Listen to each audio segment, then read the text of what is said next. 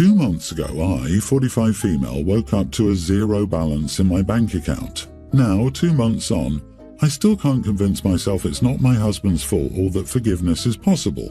This was a shared bank account my husband and I had opened, and it's where he receives his paychecks and our rent, groceries, gas, credit card payments, etc. come out of this account. We're not rich. I make $14 an hour working 28 hours a week, and he makes $18 an hour full-time. We have 2 kids, but only our younger daughter, pre-tween, is his biologically.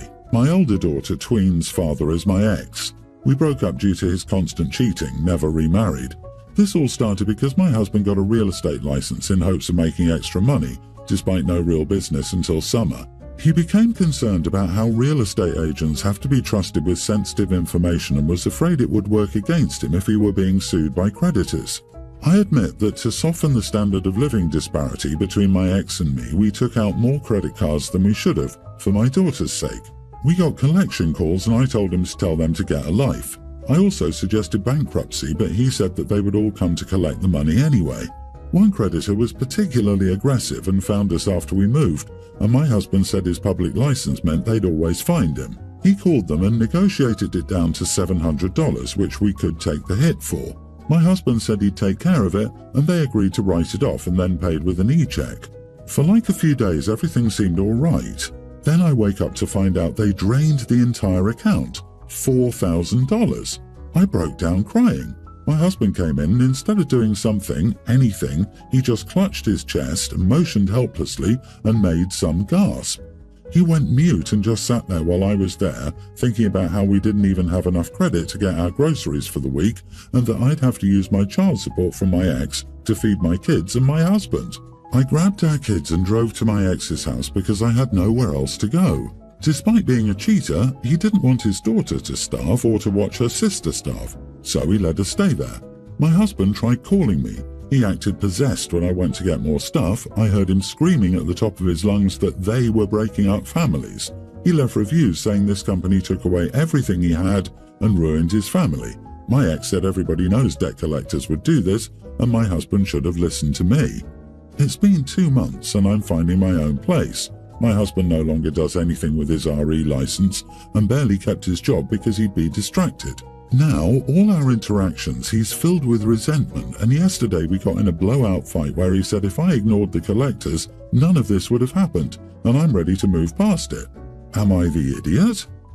So the real story is that you racked up a bunch of credit cards you couldn't pay for so that your oldest daughter wouldn't like living at your ex's house more than yours. You ran up credit card debt because you were having a lifestyle competition. You lack marketability skills, don't work full-time, and are financially illiterate. You have no emergency food supplies to get by for a week or two, so you moved in with a cheating ex-lover and abandoned your husband. Lady, you ran up all the debt. You tried to dodge it and told your husband to dodge it. Your debt was negatively impacting your husband's career, yet you seem to believe he's the idiot in your story. You are the idiot 100%. Debt doesn't just vanish. Do you really think you can just move to a new address and all of your credit card debt goes away because you no longer see the bills? It's not just free money. It's wild that you're blaming your husband for trying to pay off your debts as the cause for this. Your husband was trying to do the right thing and improve your sorry life. He deserves better than you. Yep, I couldn't believe the whole "I told him to get a life" bit. I heard the record scratch sound in my head and I reread that sentence 5 times. I was like, how is an actually functioning adult this stupid? Does she really think that she can just tell credit card companies they're not going to pay and that's it? And the only way they can force you to pay is if you stay on the phone with them? How did she type all of this out without dying of embarrassment? You'd be surprised how many people treat debt like this. I deal with them every day. OP's 45 and makes $14 an hour with a net worth of $4,000. She racks up the debt. All because she wouldn't accept her daughter would live a little less rich than at her dad's house. Not to mention, she went straight to her ex's house. She's a moron and a thief. Running up credit card debt with no intention of repaying it is theft. It may be impossible to prove, but it's still theft. You need a reality check, girl. This is real life. They want their money. Your husband did the right thing. You did not. My daughter is a pre-tween. I drove her to school on Monday morning, dropped her off, and then took my son to his classroom, pre-K, separate building. When I returned to my car, my daughter stood by it crying. I was running late for work, so I took her to my mom's. I debated calling the school but assumed they'd call me and decided not to be any later to work. They didn't call me. My daughter was okay. She tripped in class and broke her bottle. She cried and came to find me but forgot where her brother's class was, so she waited by the car. I was furious when I got to pick up and no one had said anything. I decided to walk to my daughter's class to ask what had happened in the morning. When the teacher saw me, she bolted back inside and disappeared. I decided to head to the main office instead. As soon as I got there, the teacher rushed into an explanation of not realizing my daughter was supposed to be in today. Basic guilty crap. I let her ramble and then explained where she was. The principal was called, who essentially told me it was incredibly dangerous for me not to call her in and to let her staff worry. I think it's unprofessional for them not to call home if a child just disappears. I handed her off to a staff member so at least one person knew she was there. Anything could have happened to her. She's little and was walking out in front of cars. They've decided we need to have a meeting. I agree. Neither kid has been to school today. I'm probably going to switch their school. I spoke to my brother, a teacher, who said I was in the wrong. Teachers make mistakes. The staff member probably saw me with her and that's why she didn't tell anyone. I don't feel like I was, but I can see his point of view. Am I the idiot? Edit, I walked my daughter to the door, said hi to the class assistant, and transferred my daughter's hand into hers. My daughter wasn't marked absent for the whole day. Honestly, you are the idiot. When I returned to my car, my daughter stood by it crying. I was running late for work, so I just took her to my mom's. I honestly don't get why you'd let her have the day off over that. I don't know why you couldn't just walk her back to class and console her instead of letting her have the entire day off over that. I don't get that. Being 2 minutes later to get her back in class shouldn't be that big of a deal. Your daughter was unattended briefly at the beginning of school. Besides that, she was completely safe. You have a right to be concerned about that brief moment and even speak to the school about it, but everything else after that is just you being dishonest. Not the idiot. Your child should have never been able to leave the classroom, let alone the building. Once you drop your kid off at school, there is a responsibility on the faculty and staff to keep your child safe. Furthermore, it's the school's job to call you if your child isn't present and you haven't called for exactly this reason. The rest of these folk haven't been in a school in a long time. That being said, you definitely could have called, but this is their colossal mess-up. What has me suspicious is the teacher's reaction when she saw you. So what really happened on their end? Something went down, likely showing flaws in their processes if they considered them carefully and they're not telling you. Not the idiot. Switch schools. This school isn't prioritizing your children's safety and they're covering up issues instead of communicating them. I'm on maternity leave as I just had our baby a few weeks ago. Maybe this is why my tolerance is 100% gone. Since my car's head gasket blew, my fiancé had to pick up groceries for dinner after work, but he works right directly beside the grocery store, so it's not out of his way and would literally take at most 10 minutes to grab groceries. We live 15 minutes from both his work and the grocery store, but as of maybe a week and a half ago, he stopped going to the grocery store after work and just came home and would leave a couple of hours later to go back to the grocery store, complaining the whole time about not wanting to drive. I'm so tired of doing everything and not having time to myself to relax. By the time I've finally convinced him to leave to go to pick up stuff for dinner, it's almost 7 p.m. every single time. Never fails. And it could have all been avoided if he'd just taken the time to walk 5 feet to the grocery store before coming home every day. Well, last night he got home at 4:30. I specifically asked him earlier in the day to grab groceries before coming home, but he didn't because he just wanted to come home. He played with the baby for maybe an hour before I finally asked him to get dinner because I was hungry for once. I've barely been able to eat since having the baby because food is gross to me right now. He said he would in a bit and sat on the couch with a beer. 45 minutes later, he got himself a bowl of cereal and sat back on the couch. So I grabbed the baby and his keys and just left to go grocery shopping myself, and I took longer because I did a big shop, so I don't have to depend on him anymore.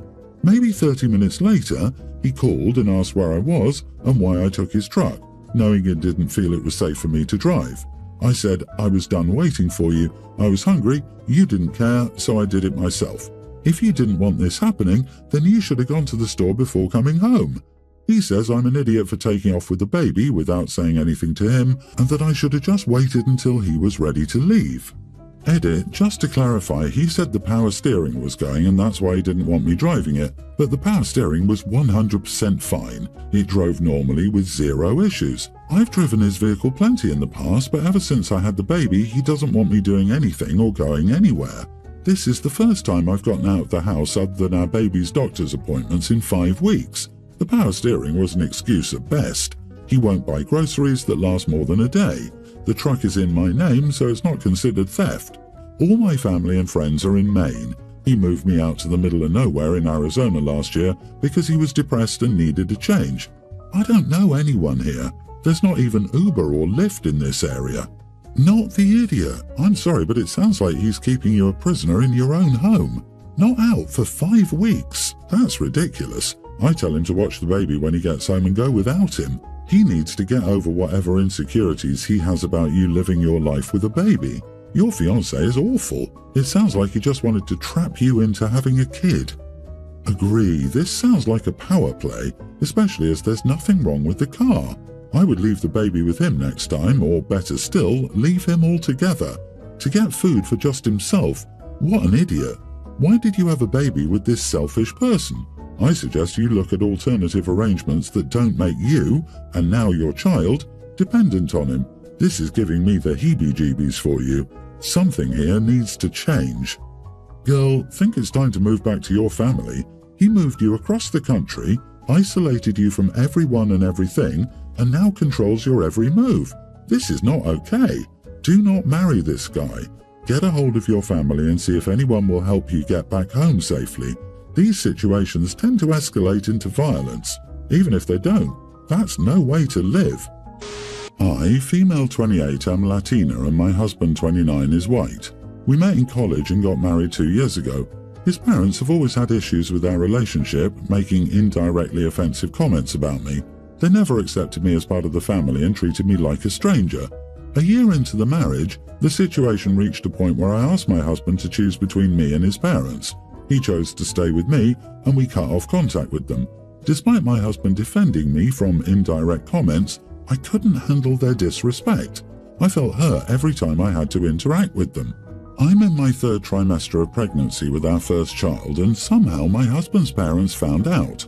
They started calling and texting my husband, I don't know how they got his number, apologizing and expressing a desire to meet their grandchild when it's born. They claim to have changed and we shouldn't deny them that. I don't believe them and I don't want them to have any contact with my child. I don't trust them and I'm afraid they might do something to harm us. I also don't want my child to grow up hearing the same horrible things they said to me. I think they don't deserve to be a part of my child's life after everything they've done. My husband is torn. He says he understands my side but also misses his parents and wants to give them a chance. He thinks they're our child's grandparents and might have genuinely changed. He wants to reconcile with them and wants me to do the same. I refuse to do that and tell him he can do as he wishes, but I won't let them see our baby when it's born. I say this is my final decision and he has to respect it. He was upset with me, but he agreed and we haven't discussed it further. Am I the idiot? Not the idiot. Have they tried to make amends to you for the way they treated you? If not, then they haven't changed because that's exactly what a person who has changed would do. Apologize for being an idiot. Point that out to your husband and remind him that his child is the race they find appropriate to attack. Does he really think his child should be exposed to that? Don't let your kid around them, but if your husband misses them, there's no reason he can't see them on his own, not at your home. Both you and your child deserve to be safe in your own home, and inviting idiots over is the opposite of safe. Please don't. My grandma was a loving woman who was bigoted. She loved me but never forgot I was coloured. She told me never to go out in the sun, I would get too dark, and told everyone I was Italian, not Puerto Rican, and when I misbehaved, she said I was bad, just like my dad. Do not let these people near your child. They may love the pieces they see of their son, but they won't forget what they don't like about you. It will mess your kid up. I'm 18 and when I was around 10, my mom cheated on my father and got pregnant. This resulted in my half-sister Kathy. Soon after, my parents cut my grandparents out of our life. My parents stayed together. I turned 18 3 months ago and my grandparents reached out. They informed me over lunch that when Kathy was born, they made it clear they didn't see her as a grandkid and that she was the product of my mom cheating on her son. They refused to make a college fund for her, and my parents cut them out due to it. They informed me that I had a college fund from them, and I decided to take it. I came home and kept it to myself. I've been reconnecting with them, and it came to a head today. My parents learned who I was hanging out with. This resulted in an argument for taking the money when they shunned Kathy. I told them they were right not to consider her a grandkid and to screw them for cutting them out of my life. They haven't talked to me since, and I'm doubting myself. Edit: Kathy's bio-dad has partial custody. My dad never adopted her. Kathy is not relative to the grandparents at all. They informed me that they were pushing for him to divorce her after the whole thing came out. Not the idiot. It's embarrassing that your parents expected them to make a college fund for her when they didn't have to do it at all for either of you. Take the money. In this economy, you're going to need that college fund. You're also an adult and you can create your relationship with your grandparents if you want. Your parents are just going to have to suck it up. Your parents should accept that your dad's parents have no obligations to the child your mom had with another guy. It's not your fault your mom cheated, and it's not your responsibility to make your grandparents accept your half-sister.